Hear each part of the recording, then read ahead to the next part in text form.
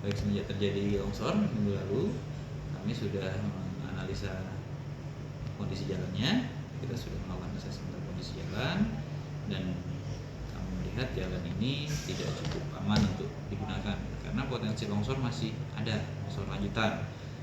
Berdasarkan data yang kami punya di lapangan, hasil pengukuran ini masih ada penurunan secara kontinu, ya. Penurunan kontinu itu masih berlangsung sekitar 5 cm, 3 sampai 5 cm per minggu. Artinya longsoran ini masih belum berhenti. Jadi blok longsornya masih terus bergerak.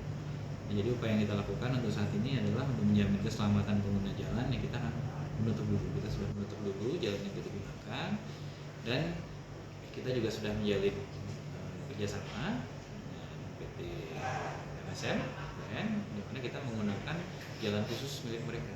Kita melakukan peminjaman terhadap jalan khusus yang mereka punya selama proses perbaikan jalan di jalan nasional ini berlangsung, yang memakan waktu kurang lebih maksimal sekitar 5 bulan, ya, 5 bulan. Dan jalan yang digunakan ini adalah jalan khusus milik perusahaan yang kita sudah ajukan izin peminjamannya, dan ini per hari ini sudah bisa digunakan, masyarakat sudah bisa digunakan. Jadi jalan yang nasional kita tutup dulu. Untuk jalan yang itu kan yang rusak 14 itu sudah ditutup Pak ya. Selanjutnya ini kan tadi Bapak jelaskan dari pihak tambang memberi izin untuk menggunakan jalan mereka yang jalan khusus itu Pak. Yeah. Oke. Selanjutnya apa ada rencana alternatif untuk membuat jalan baru lagi Pak? Baik.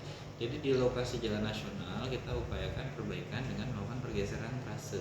Jadi kita bergeser sedikit trasenya ke daerah di luar daerah longsoran, ya, untuk mengantisipasi adanya pergerakan tambahan dari tanah ini. Jadi kita geser trase jalannya lebih sedikit naik, ya, ke atas. Makanya itu upaya yang diperlukan untuk memperbaiki ini kurang lebih selama 5 bulan. Kenapa tidak mencoba memperbaiki jalan yang ambles itu Pak? Yang di lokasi tersebut. Iya.